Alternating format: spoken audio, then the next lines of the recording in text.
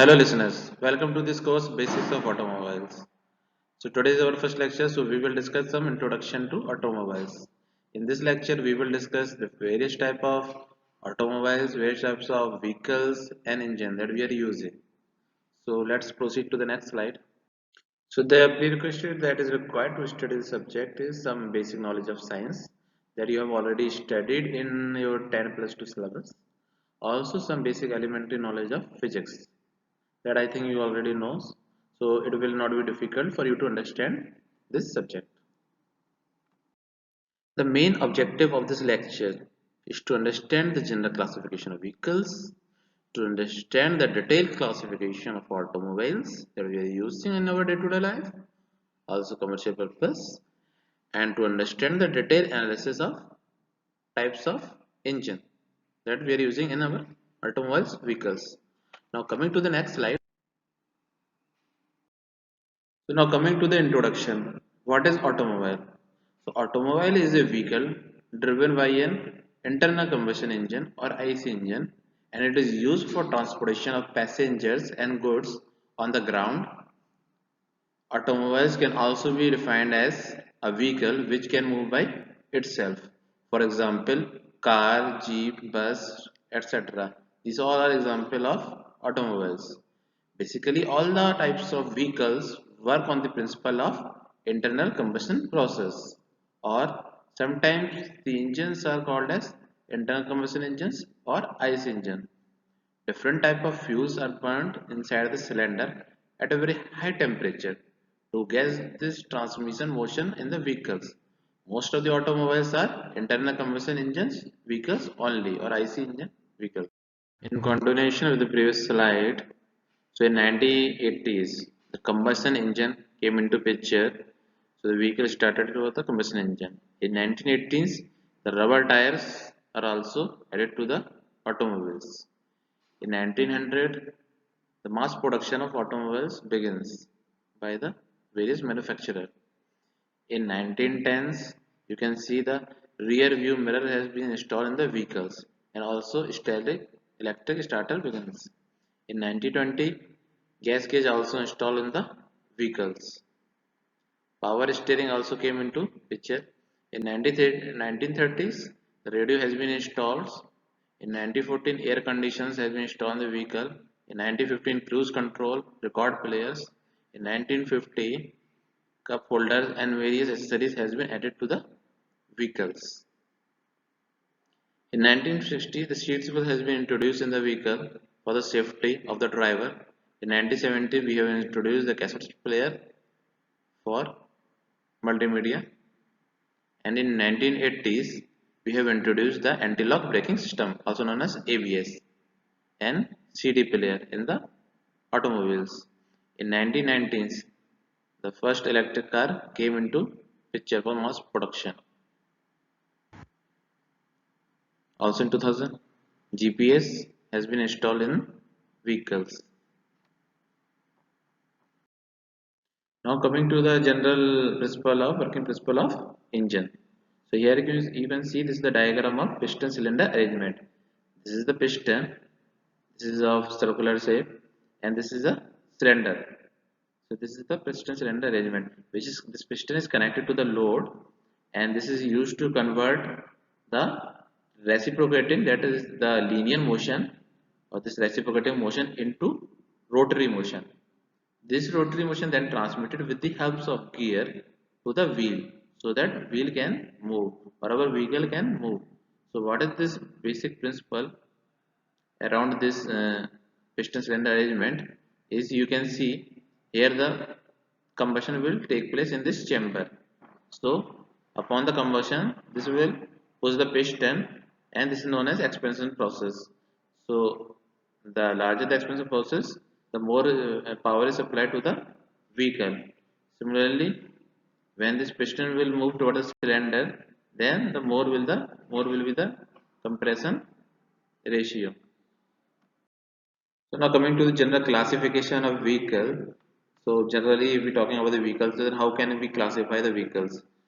So if in general we can see the automobiles can be classified into passenger vehicles and goods vehicle. Passenger vehicles are those vehicles in which we carry the passengers or humans, and whereas the goods vehicles are those vehicles where we carry our product or materials. So on classification of the passenger vehicles can be further classified into light vehicles, light passenger vehicles, sorry, and heavy passenger vehicles. In light passenger vehicles comes autocycles or mopeds, two-wheelers, scooters, you have seen scooters, motorcycles, jeep, station wagons, pickups, and car. Whereas heavy vehicles are common as buses, where we carry passengers in bulk, and coaches. Buses can be further classified into single deck or double decker bus. In a single decker, there are mini buses and big buses, whereas coaches are deluxe and air conditioned. Similarly, for goods vehicle can be classified into light vehicles and heavy vehicles. So light vehicles comprises of delivery van, we have seen, light trucks and tempos for the transportation of goods. Tempos can be three-wheelers or four-wheelers, whereas heavy vehicles can be classified into truck, heavy truck, and tractor, heavy tractor. Now coming to the classification of automobiles on the basis of different criteria we are having. So first on according to use we can classify the vehicle as autocycles, motorcycles, car, jeep, buses and trucks, etc. Second one is according to capacity. So according to capacity, vehicle can be classified as heavy transport vehicles, example truck and buses, light transport vehicles, for example car and jeep. So now similarly for according to the fuel used, we can classify the vehicle as petrol vehicle, that is scooter, bike, etc. that is running on petrol, and diesel vehicle that is running on diesel. For example, car, truck, buses, etc. Also gas vehicles, for example, auto rickshaw nowadays are running on CNG, and solar vehicle, for example, solar car. So according to the wheels, we can classify the vehicle as two-wheeler, that is bike, scooty, etc. That is two-wheelers having two wheel, three-wheelers, for example, auto rickshaw, and four-wheeler, for example, car and jeep, and also six and more wheeler for buses like buses and heavy trucks. So according to drive, we can classify the vehicles according to sitting. In the according to drive, we can further classify it according to sitting. For example, left-hand drive, in America, they has followed the left-hand drive, but in Indian our culture is our car has been manufactured according to right-hand drive method. According to power, the vehicle can be classified as front-wheel drive, driven by front wheel only, rear-wheel drive, driven by the wheel on the back side, and all-wheel drives. So according to transmission, so further we can classify the vehicle according to transmission as conventional type, that is gearbox, having the gearbox, and or semi-automatic or fully automatic, which are fully automatic. These are now quite popular nowadays. So next classification according to suspension system. So according to suspension system, we can classify it as leaf spring suspension that you have seen in the truck, autos, and hydraulics of absorber that you have also seen, hydraulics of absorber. And you can classify according to the engine fittings where the engine is there, for example the front engine or rear engine. Now coming to the types of engines, so types of engine comes as external combustion engine and internal combustion engine. So what is external combustion engine? It is the engine in which the combustion of fuel take place outside the engine. In this type of engine, which is generated by burning of fuel, is used to convert the water or other low boiling temperature fluid into steam. This high pressure steam used to rotate a turbine. In this engine, we can use all solid, liquid, and gaseous fuel. These are engines are generally used in driving locomotives, ship, generation of electric power, etc. But the advantage of external combustion engine is in this engine, starting torque is usually very high. Because of external combustion, we can use cheaper fuel as well as solid fuels. Also, they are more flexible compared to internal combustion engines. So, external combustion engine basically mostly are used for power generation, whereas come to internal combustion engine, that is basically used for automobiles. So, it is the engine in which the combustion of fuel take place inside the engine. Where the fuel burns inside the engine cylinder, it generates a high temperature and pressure. The high pressure forces is exerted on the piston. Piston is a device which moves free inside the cylinder and transmits the pressure force to crank by the use of connecting rod, which used to rotate the wheel of the vehicle. In this engine, we can use only gases and high volatile fuel like petrol, diesel. These engines are generally used in automobiles industry, generation of electric power, etc. Advantage of internal combustion engines is it has overall high efficiency as compared to external combustion engine. And another advantage of internal combustion engine is these engines are compact and require less space. That's why they are used in automobiles. Also, initial cost of internal combustion engine is lower as compared to external combustion engine. Also, this engine easily starts in cold because it uses very high volatile fuel. Now coming to the next slide. So now coming to the detailed classification of internal combustion engine.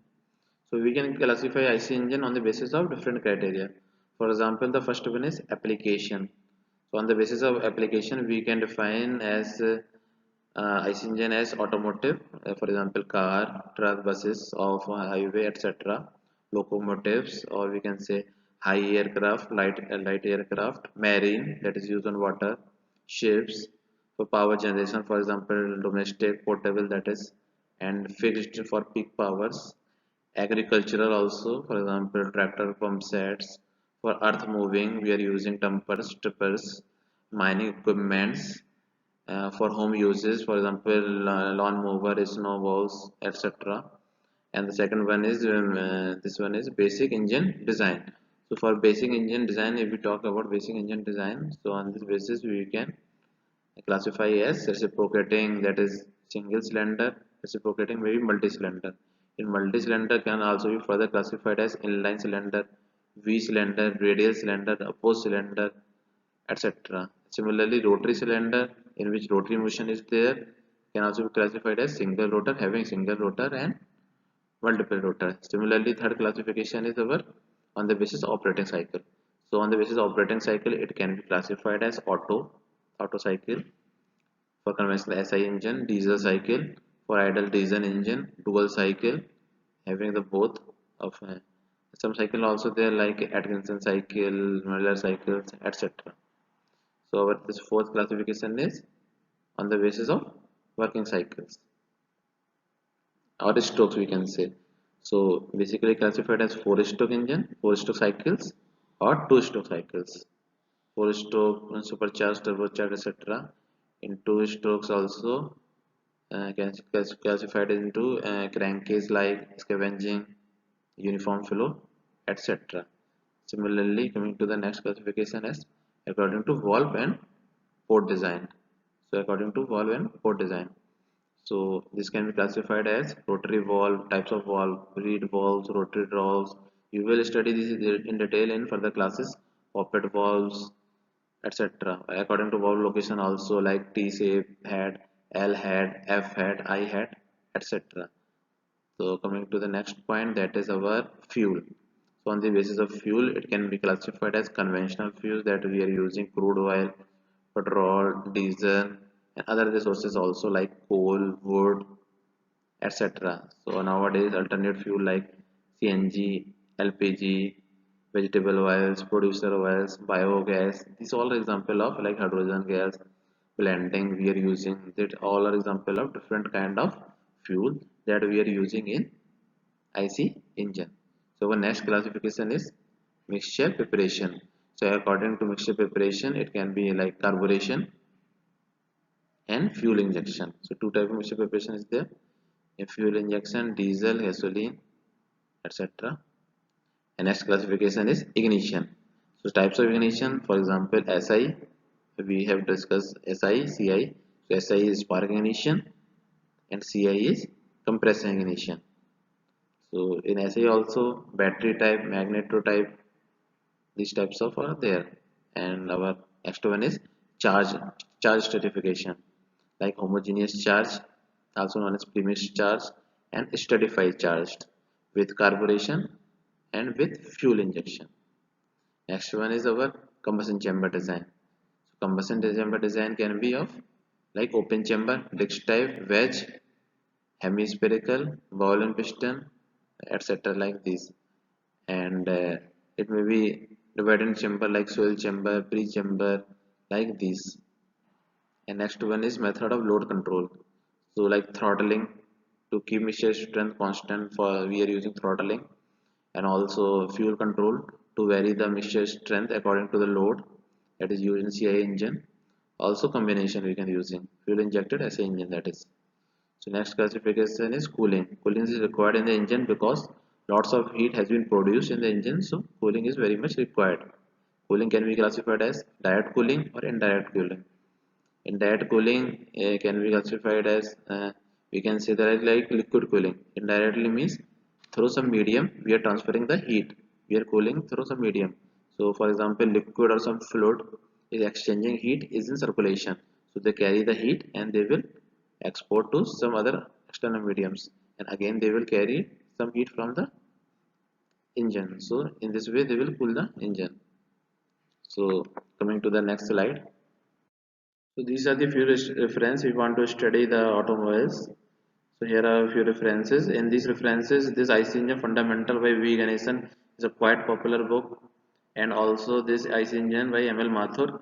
These two books are having a vast knowledge, so you can refer these two books if you want. And also if you want to clear a basic, then Thermodynamics by Sanjit by Tata McGraw Hill publication is a standard book if you want to really clear your concepts. Thank you, listeners.